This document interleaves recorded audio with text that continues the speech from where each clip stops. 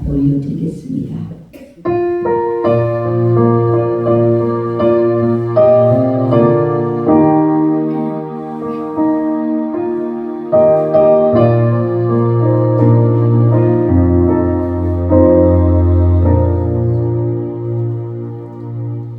사순절 기간을 보내면서 저희들 다시금 수요 기도회로 주님 앞에 나올 수 있도록 인도하여 주셔서 감사합니다. 이 시간 주님 만나는 귀한 시간 될 수 있도록 주님 도와주시옵소서. 주님만을 바라보며 예수님의 이름으로 기도합니다. 아멘. 우리 찬송가 213장입니다.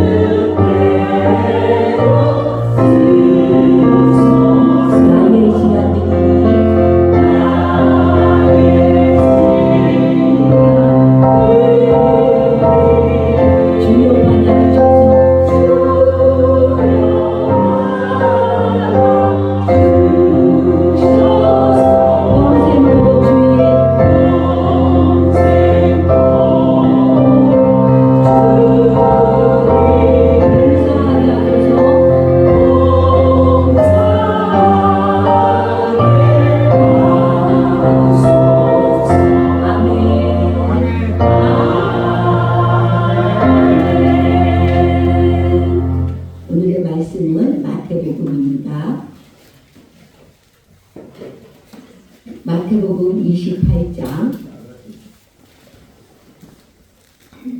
마태복음 28장 19절에서 20절입니다. 마태복음 28장 19절에서 20절 한 목소리로 같이 합독하도록 하겠습니다. 그러므로 너희는 가서 모든 민족을 제자로 삼아 아버지와 아들과 성령의 이름으로 세례를 들고 내가 너희에게 분부한 모든 것을 가르쳐 지키게 하라.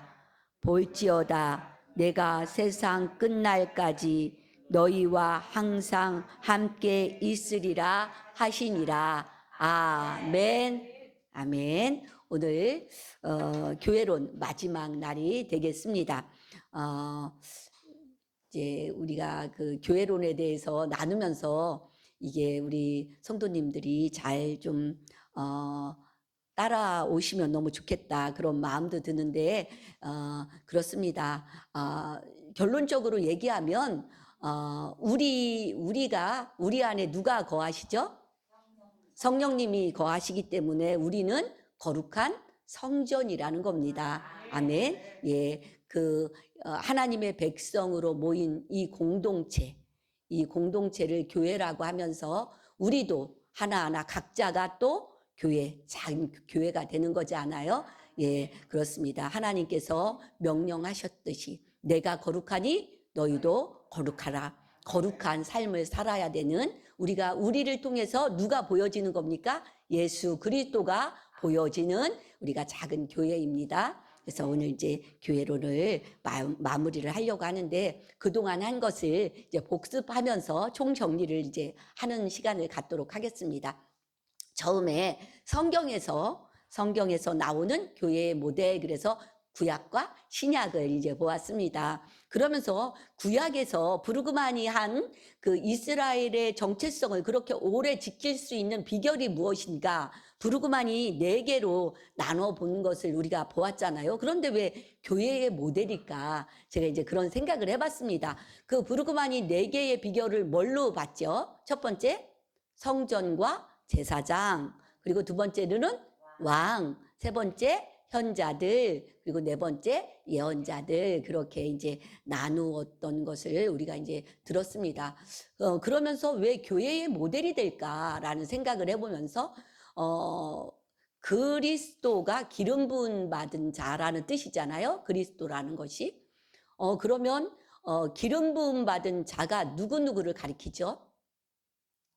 왕, 제사장, 그리고 선지자, 예언자를 이야기를 하는 것을 볼 수가 있잖아요. 그러면서 이래서 교회의 모델로 잡았나? 라는 이제 생각을 제가 해보았습니다. 메시아를 그래서 그리스도다 이렇게 이제 이야기를 하면서 그러니까 우리가 예수 그리스도를 메시아라고 우리가 이야기를 하지 않습니까?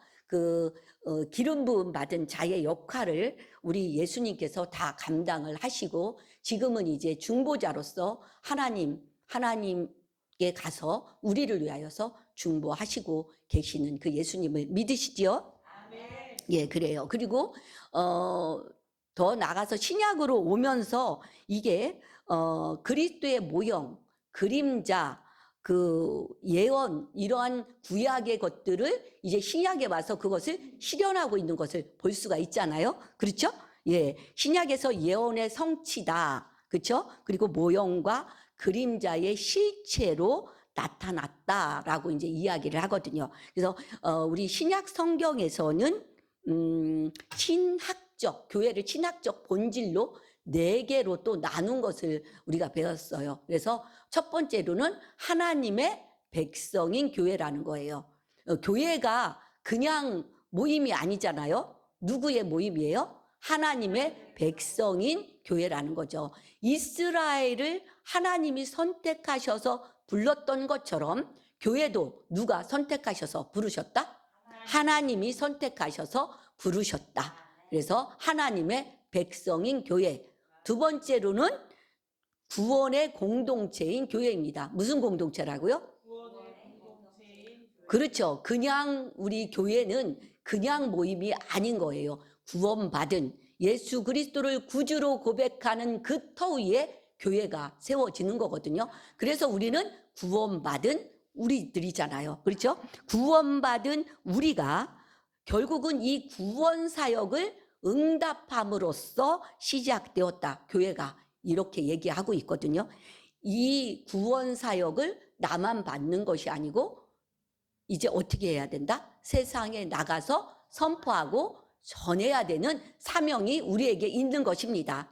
그래서 제가 이제 오늘 마지막 날이라 실은 마지막 그 사명인 예수님의 사명인 그 마태복음 28장 19절 20절을 제가 이제 뽑은 것도 이 마지막 지상 명령을 제가 선택한 것입니다. 우리가 작은 교회로서 우리가 할 사명은 구원 사역을 계속해서 이루어 나가는 것입니다. 아멘? 그래서요, 교회는 구원 사역, 구원받은 공동체인 교회다라고 이야기를 하고 있고요. 세 번째로는 종된 백성인 교회입니다. 하나님께서 이스라엘 백성들을 선택하셔서 부르셨는데 왜 그렇게 하셨다고 생각하십니까? 대접을 받으려고? 섬기라고 그렇게 부르셨다는 겁니다. 선택하셨다는 겁니다. 그러면 교회도 어떻게 선택하셨다?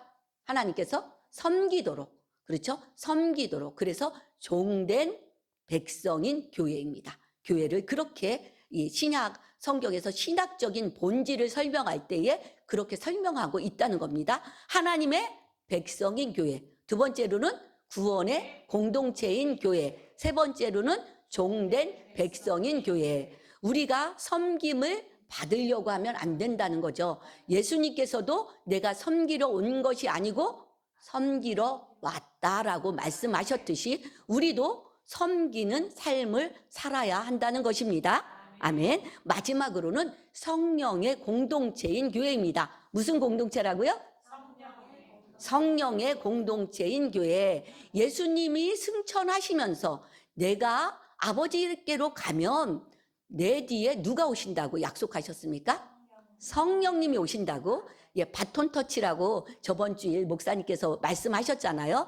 바톤을 잘 받아야 그게 연결이 되고 계주를 할 때도 바톤이 떨어지면 실격이잖아요. 그렇듯이 예수님이 승천하시고 예수님에 대한 것을 우리에게 알려주시는 분이 계신데 그분이 누구시다? 성령님이라는 거죠. 성령님이 그래서 이제 교회 내에 누가 활동하고 계시는 겁니까?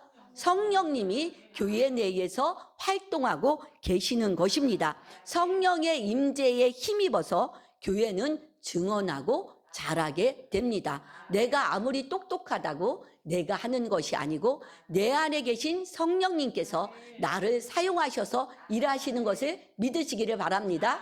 그래서 내가 이제 기도하는 거죠. 성령님 도와주세요. 제가 지혜가 없습니다. 제가 부족합니다. 두렵습니다. 그렇게 기도하면서 우리가 그 성령님은 개인의 구속과 교회의 선교를 보증하는 증표가 된다라고 이야기를 하고 있습니다. 그래서 신학적 본질로 하나님의 백성인 교회, 그리고 구원의 공동체인 교회, 종된 백성인 교회, 성령의 공동체인 교회, 이렇게 이야기를 하고 있는 것을 볼 수가 있습니다. 그러면서 개인적이면서도 또 이 공동체를 굉장히 중요하게 여기고 있구나를 제가 알게 됐다라는 것을 나누었던 기억이 납니다. 두 번째로 초기 교회론의 발전입니다. 이제 그 신학자들이 여러 견해들이 많다는 거예요. 여러 견해들이 많은데 그 견해들을 정리해서 또 네 가지로 나누었습니다. 몇 가지요? 네 가지로. 첫 번째, 교회는 영적인 사회라는 거예요. 영적인 사회로서 하나님의 백성이 된다. 뭐라고요? 계속해서 이게 같은 말들이 반복되는 것을 볼 수가 있어요.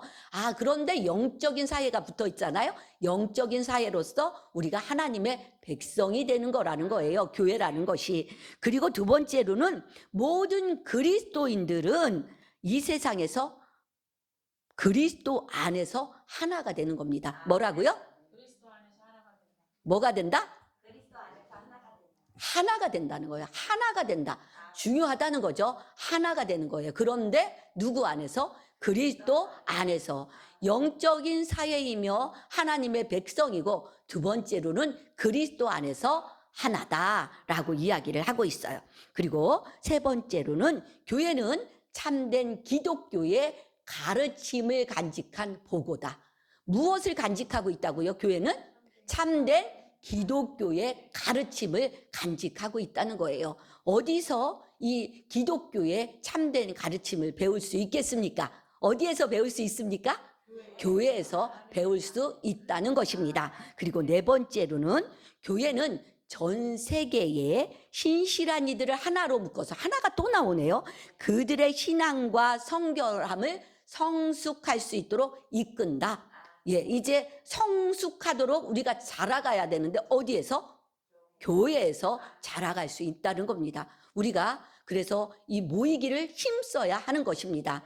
성경 공부도 열심히 해서 나와서 배워야 한다는 겁니다. 우리가 계속해서 성숙할 수 있도록 자라가야 하는 거예요. 이렇게 초기 교회론의 발전 속에서 네 가지 이제 그 의견의 일치를 본 것들을 나눴는데요. 이러면서 교회가 시작되고 이제 교부시대를 지나서 중세시대로 가면서 교회가 어떻게 되었습니까? 타락했죠. 부패하게 됐어요. 교회의 힘이 막강해졌다는 겁니다. 국가와 교회 두 개의 그 힘이 이제 있었다는 거예요. 그런데 뭐가 더 중세시대는 올라갔다? 교회가 더 올라갔다는 거예요. 그러면서 교회의 힘이 막강해지니까 부패하게 되는 거죠. 그래서 부패하면서 그 낡은 교리를 바꾸려는 이제 누가 등장하게 되는 겁니까? 교회 종교 개혁자들이 등장하게 되는 거죠. 그래서 16세기를 굉장히 중요하게 여겨요. 왜냐하면 그때 이제 종교 개혁이 일어나기 때문입니다.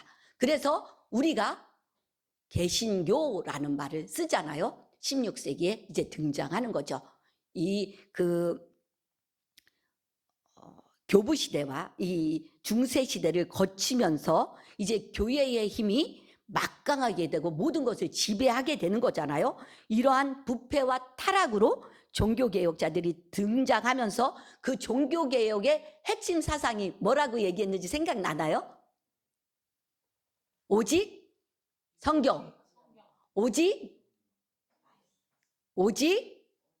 믿음, 오직 은혜, 이런 것을 그렇죠. 그러니까 말씀으로 돌아가자는 거예요. 종교개혁자들은 말씀으로 돌아가자.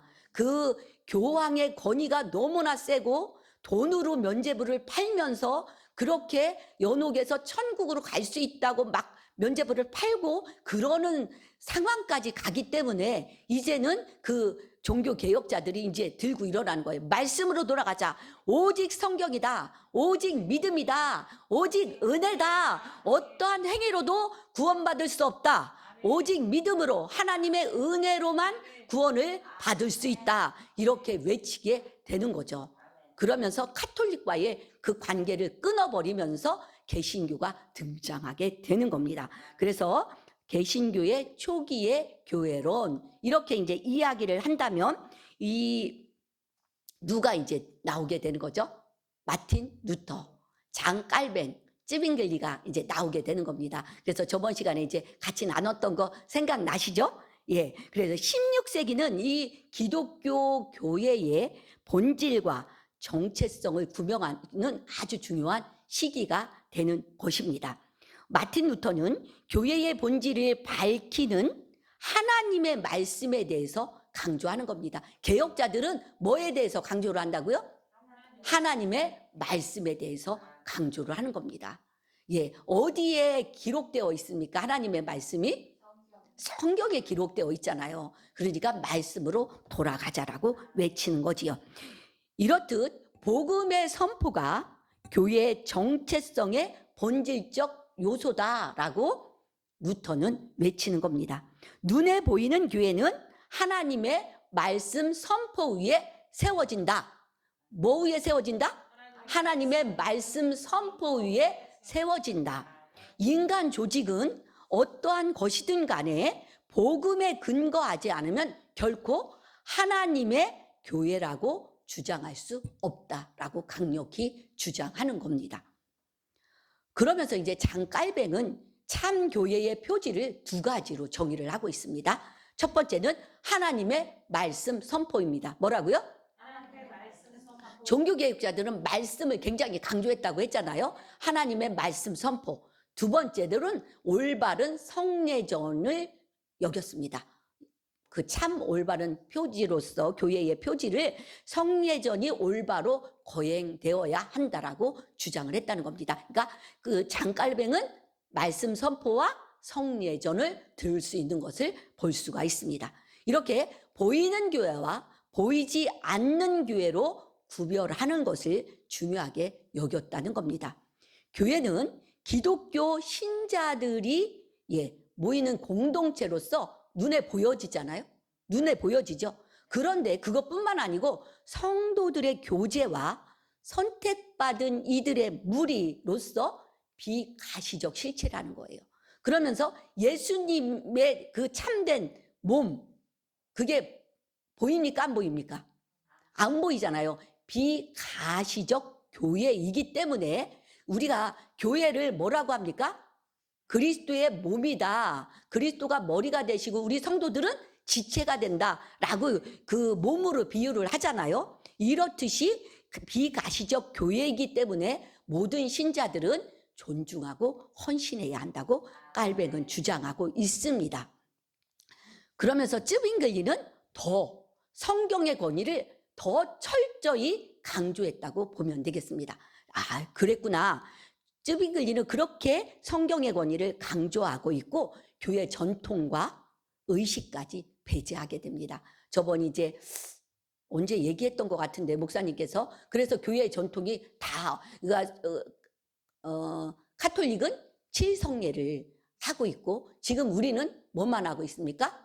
성례와 세례만 남아있는 전통을 볼 수가 있다는 거 이야기했던 거 생각납니다. 그래서 종교개혁은 중세사회를 근대로 바꾸게 되는 아주 중요한 전환점을 갖게 되었다는 것을 저번에 나누었습니다. 이제 그동안 이제 복습을 했다면 오늘 지금 20세기의 주제들이 무엇이냐면 20세기의 주제들은 그리스도와 교회입니다. 뭐라고요? 20세기의 주제가 그리스도와 교회라는 겁니다. 그래서 이것을 세 가지로 나누었는데요. 그리스도는 성례전을 통해서 현존한다. 뭐를 통해서? 성례전을 통해서 그리스도가 이제 나타난다는 거예요. 그래서 우리가 신학교에 가서 계속 배웠던 것이 생각이 나는데요. 루터는 그 성례전을 통해서 그리스도의 몸과 피를 우리가 이제 경험하잖아요. 그때에 실제적으로 이게 바뀐다는 거예요. 실제적으로 그 믿음으로 그게 바뀐다. 그래서 공제설을 루터는 주장을 했어요. 무슨 설이라고요? 공제설. 그런데 깔뱅은 성령 사역을 통해서 신비적으로 그리스도와 연합하는 수단이 된다. 성례전을 그렇게 얘기하고 있어요. 그래서 영적 임재설이다. 깔뱅은 뭐를 주장했다고요? 영적 임재설. 근데 쯔빙글리는 뭐를 주장을 했냐면요. 그리스도의 죽음을 기념하는 상징적 의식이다. 뭐라고요? 상징적 의식이다. 그래서 기념설이다. 이 성례전은 기념설이다. 그래서 그리스도의 임재는 물리적, 신비적인 것이 아니고 믿음을 통해서 경험되는 것이다. 라고 쯔빙글리는 주장을 했다고 합니다. 그래서 우리는 쯔빙글리가 갖고 있는 이 사상을 많이 따라가는 거구나라는 생각을 제가 이제 했거든요. 그러면서 이 그리스도는 성례전을 통해서 현존한다. 우리 한번 고린도전서 한번 11장을 한번 펴보도록 하겠습니다. 고린도전서 11장입니다. 좀 찾아주시면 좋을 것 같습니다. 고린도전서 11장 23절에서 26절입니다. 신약성경 277페이지입니다.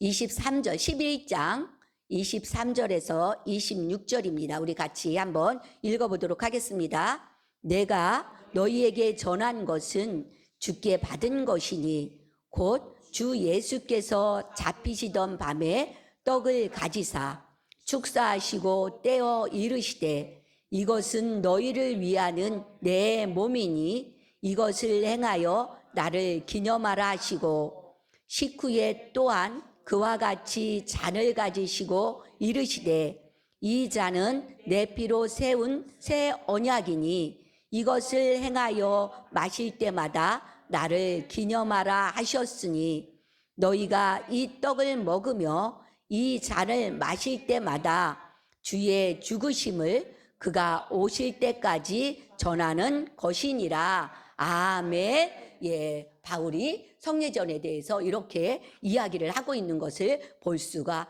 있습니다. 그리스도 안에서 교회는 일종의 성례전이다라고 이야기를 하면서, 그러니까 이 교회는 하나님과의 교제를 보여주고 모든 인간이 하나임을 드러내는 징표이자 도구라는 것입니다. 뭐가요? 성례전이 그렇다고 이야기를 하고 있는 것입니다. 두 번째로는 그리스도는 말씀을 통해 현존한다. 뭐를 통해서요? 말씀을 통해 현존한다는 거예요. 첫 번째는 성례전을 통해서 드러나는데, 두 번째는 말씀을 통해서 현존한다라고 이야기를 하고 있습니다. 제가 그래서 말씀을 한번 요한복음을 찾아봤습니다. 요한복음 1장 1절입니다. 요한복음 1장 1절 한번 같이 한번 읽어보도록 하겠습니다. 1장 1절. 태초에 말씀이 계시니라. 이 말씀이 하나님과 함께 계셨으니 이 말씀은 곧 하나님이시니라. 아멘. 예, 사도 요한은 처음 딱 시작하면서 예수님에 대해서 말씀을 전하고 있는데 뭐라고 이야기를 합니까? 말씀이 곧 하나님이시다. 곧 그가 예수님이시다라고 이야기를 하고 있다는 겁니다. 그러면서 저는 14절, 1장 14절 한번 읽어보겠습니다. 시작. 말씀이 육신이 되어 우리 가운데 거하심에 우리가 그의 영광을 보니 아버지의 독생자의 영광이요 은혜와 진리가 충만하더라. 아멘. 말씀이 육신이 되셨다. 하나님이 육신이 되신 그 예수님이시다라고 말하고 있는 것을 볼 수가 있습니다. 그래서 설교와 성례전에서 선포되는 그리스도의 말씀을 통해서 이루어지는 그리스도의 현존이다라고 이야기를 하고 있다는 겁니다. 칼 바르트는 교회는 이렇게 설명을 하고 있습니다. 하나님의 말씀 선포에 응답해서 이루어지는 공동체다. 예, 말씀 선포에 응답해서 이루어지는 공동체가 뭐라고요? 교회라는 겁니다. 칼 바르트는 교회론을 철저하게 삼위일체론적으로 설명을 하고 있는 특성이 있는데요. 성부와 성자와 성령을 통해서 역동적으로 교회의 본질을 이해하고 있는 신학자가 칼 바르트였다는 겁니다. 그리스도와 연합되어 이 세상을 섬기도록 그리스도에게 부름받고 위임받은 실체가 교회다라고 주장하고 있다고 합니다. 이제 세 번째, 그리스도는 성령을 통해 현존한다. 뭐를 통해서요? 성령을 통해서 현존한다. 아멘. 지지울라스는 성령론은 교회의 번영과 관련된 것이 아니라 그 자체가 교회의 핵심이다. 그러니까 지지울라스가 주장하는 것은 교회의 핵심은 뭐라는 거예요? 성령님이라는 거예요. 교회론의 핵심은 성령님이다 라고 이야기를 하고 있다는 거예요. 예수 그리스도가 교회에 터를 놓았다면 그 위에 세우시는 이는 뭐라고 하는 걸까요? 성령님이다 라고 주장한다는 거예요. 그래서 그리스도는 성령을 통하여 당신의 교회 안에서 현존한다 라고 주장하고 있다는 거예요. 그러니까 20세기의 주제들이 그리스도와 교회인데, 교회는 성례전이다. 교회는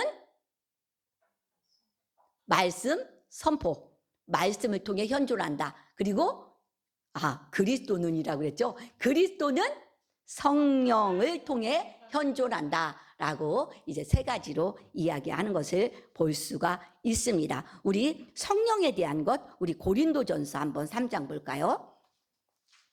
266페이지입니다. 266페이지 고린도전서 3장 16절 17절 한번 읽어보도록 하겠습니다. 266페이지 고린도전서 3장 16절 17절 같이 읽어보겠습니다.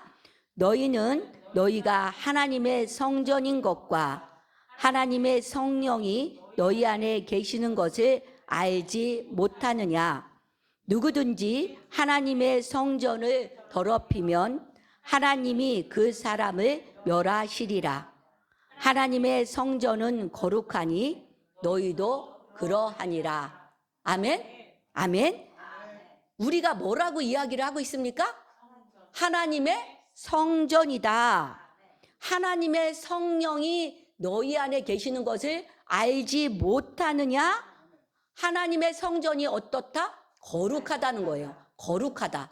그러니까 너희도 거룩하라는 거죠. 왜? 우리 안에 성령님이 계시기 때문에 거룩하라고 이야기를 하고 있는 것을 볼 수가 있습니다. 이제 오늘의 마지막 교회의 표지입니다. 뭐라고요? 교회의 표지. 니케아 신조에서 정의한 교회의 표지를 4가지로 정의하고 있습니다. 4가지, 거반 4가지로 요약을 하고 있는 것을 볼 수가 있는데요. 교회론의 핵심 주제를 4가지 표지로 설명을 하는데요. 한번 따라해 볼까요? 첫 번째, 하나의. 두 번째는 거룩한. 세 번째로는 보편적인. 네 번째로는 사도적인. 이렇게 4가지 표지로 나눌 수 있다고 합니다. 예, 하나의, 그러니까 단일성이라는 거죠. 교회의 단일성은 기독교 사유에서 핵심적인 중요성을 지녀왔습니다. 그러니까 교회가 그리스도의 머리와 같은 성령의 교통하심이 있는 거잖아요. 그리고 하나님을 섬기기 때문에 하나님의 택함 받은 참된 교회의 모습을 지니면 동일한 교회라는 겁니다. 그러니까 하나의 단일성을 갖고 있다. 그래서 세계선교협의회에는 우리 주 예수 그리스도를 하나님과 구주로 고백하는 교회들의 친교라고 정의를 하고 있습니다. 그래서 우리는 단일성, 이 단일성은 예수 그리스도의 기쁜 복음에 대한 공통된 헌신에 근거한다라고 이야기를 하고 있습니다. 이제 두 번째, 거룩한입니다. 거룩한. 교회는 불러낸 사람들이라는 의미가 있거든요. 무슨 사람들? 누가 불러냈습니까? 하나님이 불러냈잖아요. 불러낸 사람들. 그런데 거룩이라는 개념은 뭐냐면 하나님께 부름받아 세상에서 구별된, 분리된 사람이라는 겁니다. 예, 구별된 거예요. 우리는 그래서 거룩하다라는 것은 구별된, 분리된 사람이라는 거거든요. 그런 교회와 거룩이라는 거의 개념 사이에 관계가 있습니다. 그 구성원을 부르신 분이 거룩하다는 것이지요. 그렇죠?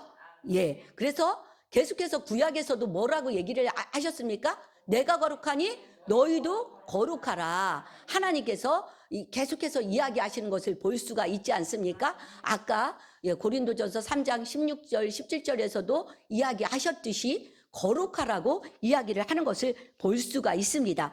그리스도의 몸이 어떠하십니까? 거룩하시죠. 그래서 그리스도와 연합된 공동체는 결국 거룩하다는 거죠. 예수 보혈로 우리가 거룩함 받지 않았습니까? 그러니까 우리는 그렇게 거룩함을 받은 성도로서 거룩한 삶을 살아나가야 한다는 겁니다. 그런데 내가 할 수 있다 없다? 없다는 거죠. 성령님의 도우심으로 거룩의 삶을 살아갈 수 있습니다. 아멘. 세 번째, 보편적인입니다. 보편적인. 모든 시대에 하나님의 택함을 받은 내적 교회를 이야기할 수 있다라고 이야기를 하는데, 보편적이며 모든 것을 포괄하는 교회라는 거예요. 이 교회는 되고 저 교회는 안 되고, 그게 아니고 모든 교회를 포괄하고 있는데, 그런데 두 번째로는 신학에서 정통적인 교회여야 된다는 거죠. 이단은 안 되는 거죠. 정통성이 있어야 되고, 세 번째로는 전 세계로 확장되는 교회를 말하고 있다고 이야기를 합니다. 그러니까 갇혀 있는 것이 아니고 확장되어 나가야 한다는 거죠. 보편적인 한 곳에만 갇혀 있는 것이 아니고 보편적인 포괄적인 교회가 되어야 한다고 이야기를 합니다. 네 번째로는 사도적인입니다. 사도적인. 사도는 어떠한 뜻을 갖고 있습니까? 보내심을 받은 자라는 뜻으로 그리스도가 임명한 자. 그렇죠? 사도, 제자들을 사도라고 부르지 않습니까? 그러면서 하나님의 기쁜 소식을 전할 자라는 거예요. 전할 자. 두 번째로는 부활한 예수 그리스도를 목격한 자. 아니면 부활한 그리스도를 친히 만난 자. 친히 만난 자는 누구를 들 수 있어요? 사도 바울 들 수 있잖아요. 친히 만난 자. 그런데 교회가 사도적인 선언은 이것은 무슨 이야기인가 라고 보면 교회가 사도적인 이 선언은 복음의 역사적 뿌리가 그리스도가 임명한 교회와 그리스도와의 연속성이 있다는 거예요. 연속성이 있다. 그래서 교회의 지속적인 복음 전파와 선교 사명을 강조하고 있다. 뭐를 강조하고 있다? 선교 사명, 그리고 복음 전파. 그래서 오늘 말씀 한번 마태복음 28장, 우리에게 내려진 지상 명령입니다. 마태복음 28장 19절 20절. 우리가 교회로서 이렇게 사도적인 사명을 감당해야 될 줄 믿습니다. 한번 읽고 우리 찬송하도록 하겠습니다. 마태복음 28장 19, 20절입니다. 시작. 그러므로 너희는 가서 모든 민족을 제자로 삼아 아버지와 아들과 성령의 이름으로 세례를 베풀고 내가 너희에게 분부한 모든 것을 가르쳐 지키게 하라. 볼지어다 내가 세상 끝날까지 너희와 항상 함께 있으리라 하시니라. 아멘. 예수 그리스도의 지상 명령입니다. 우리가 교회로서 그 사명을 잘 감당하여 승리하는, 잘했다 칭찬받는 우리 모든 성도님들 되시기를 소망합니다. 우리 찬송가 208장 주님 앞에 찬양 올려드리겠습니다. 내 주의 나라와 내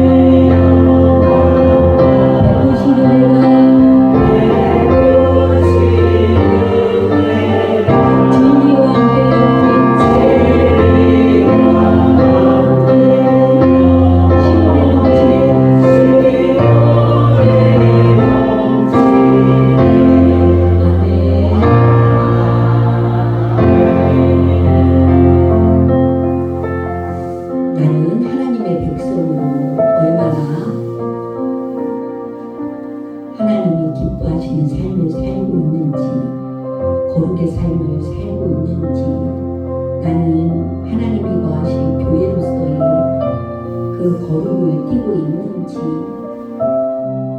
생각해 보면서 나를 주님 앞에 올려드렸으면 좋겠습니다. 나의 부족한 부분. 하나님은 제가 있는 곳에 거하실 수 없는데 예수의 보혈로 나의 죄를 이 시간 주님 앞에 내놓고 성령님 나를 다스려 달라고 간절히 기도하는 시간 갖기를 원합니다. 우리 주여 외치고 기도합니다.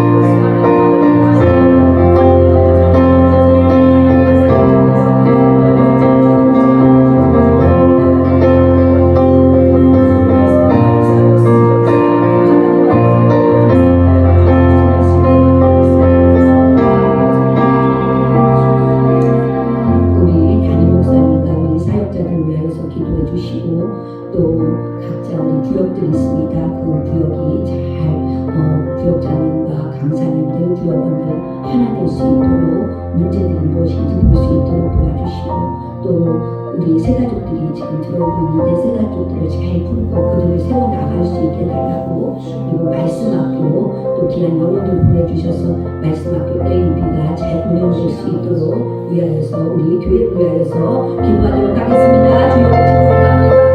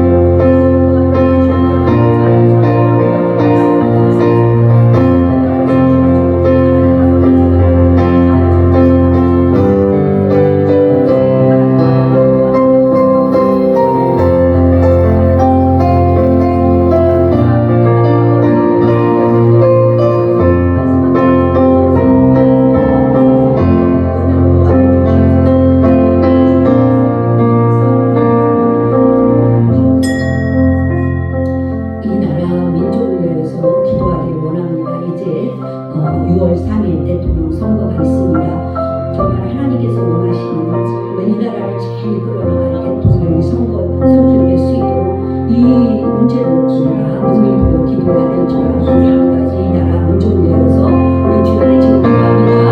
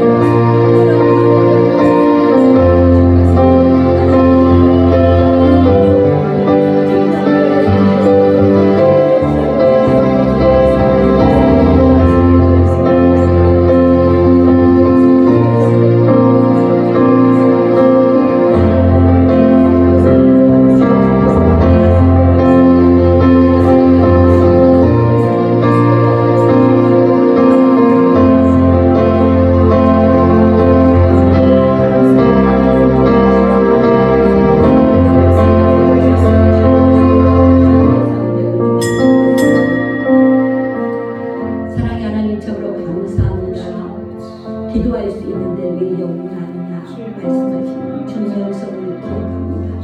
하나님, 내가 구하지 않아서 응답을 받지 못한 것들이 얼마나 많은지요. 하나님, 내가 거룩한 성전인 것을 알고 정말 거룩의 삶을 살아갈 수 있도록 주님 도와주시옵소서. 하나님, 예수의 보혈로 정결케 씻어주시며 날마다 주님 앞에 엎드리며 자복하는 우리가 되게 하여 주시옵소서. 그러면서 차츰차츰 성숙해가는 우리가 되게 하여 주시옵시고 우리들이 하나님 작은 예수로서의 삶을 살아가게 하여 주시옵소서. 건물만 번들으란 예배당이 진정한 교회가 아닙니다. 하나님께서 하나님 거하시는 그곳이 하나님 거룩한 교회인 줄 믿습니다. 하나님, 우리는 작은 교회로서의 역할을 감당하게 하여 주시옵시고 하나님의 백성으로서의 거룩한 삶을 살아내는 우리들 되게 하여 주시옵소서. 하나님, 가정을 지키시고 직장을 지키시며 하나님 그곳에서 하나님의 그 영향력을 발휘하는 우리 하나하나가 되게 하여 주시옵소서. 새로워진 정계를 은혜에 세우시고 하나님 아버지, 이제 하나님 새 가족들을 많이 보내주셔서 이제 일찍으로 옮기려는 계획 가운데 있습니다. 그 계획 가운데 하나님 함께하여 주셔서 들고 나가는 우리 정지전 집사님 지혜를 더하여 주시고 피곤치 않게 하여 주시옵시며 하나님 이를 추진해 나갈 때에 돕는 자들을 붙여주셔서 하나님 모든 것들이 아름답게 개혁되어지고 실천되어질 수 있도록 주님 역사하여 주시옵소서. 그리하여서 하나님 어렵고 힘들고 연약한 자들 마음껏 와서 주님을 찬양하며 예배하는 장소가 되게 하여 주시옵소서. 너의 강지로서의 사명을 감당하는 새로워진 철교회가 되어질 수 있도록 은혜로 더하여 주시옵소서. 세우시는 목사님에게 더욱더 능력을 더하여 주시옵시고 이끌어갈 때에 부족함이 없도록 강건함을 더하여 주시옵시며 우리 돕는 사역자들도 열심히 맡겨진 일들을 감당할 수 있도록 은혜로 더하여 주시옵소서. 세워주신 귀한 직분자들이 있습니다. 직분자들 그 맡은 일을 감당하기에 부족함이 없도록 능력을 다하여 주시옵시고 섬기는 종된 그 하나님 백성인 것을 기억하면서 곳곳에서 자기의 그 달란트대로 섬기는 귀한 우리 직분자들이 되어질 수 있도록 도와주시옵소서. 말씀하고 하나님 또 어린 영혼들을 보내주셔야 하겠습니다. 우리의 미래인 하나님 영혼들을 보내주셔서 말씀하고가 든든히 서갈 수 있도록 허락하여 주시옵시고, 하나님 보내주신 우리 귀한 영혼들 또 말씀으로 잘 양육되어질 수 있도록 도와주시옵소서. 하나님 저 북녘 땅을 주님께서 불쌍히 여겨주시옵시며 그것도 하나님 아버지 예수의 복음이 들어가게 하여 주시옵시고, 평화 통일이 이루어져서 하나님 이 대한민국이 세계의 복음을 앞장서서 하나님 감당하는 귀한 나라로 사용하여 주시기를 원합니다. 대통령 선거가 이제 정해졌습니다. 6월 3일 하나님 대통령 선거가 치러지게 되는데 하나님께서 세우시는 귀한 종이 세워질 수 있도록 은혜를 베풀어 주시옵소서. 이래 우리가 더 하나님 기도하게 하여 주시옵시고, 하나님께서 일할 것을 기대하며 감사함으로 나아가는 우리가 되게 하여 주시옵소서. 그리하여서 이 나라가 안정을 취할 수 있도록 허락하여 주시고, 다시금 경제가 회복되게 하여 주시옵시고, 갈라진 그 민심이 회복될 수 있도록 역사하여 주시옵소서. 세계 곳곳에 흩어져서 사역하시는 선교사님들 가운데도 함께하여 주시기를 원하오며 살아계신 예수 그리스도의 이름으로 기도합니다. 아멘. 주님이 가르쳐준 기도로 마치도록 하겠습니다. 하늘에 계신 우리 아버지, 아버지의 이름을 거룩하게 하시며 아버지의 나라가 오게 하시며 아버지의 뜻이 하늘에서와 같이 땅에서도 이루어지게 하소서. 오늘 우리에게 일용할 양식을 주시고 우리가 우리에게 잘못한 사람을 용서하여 준 것 같이 우리의 죄를 용서하여 주시고 우리를 시험에 빠지지 않게 하시고 악에서 구하소서. 나라와 권능과 영광이 영원히 아버지의 것입니다. 아멘.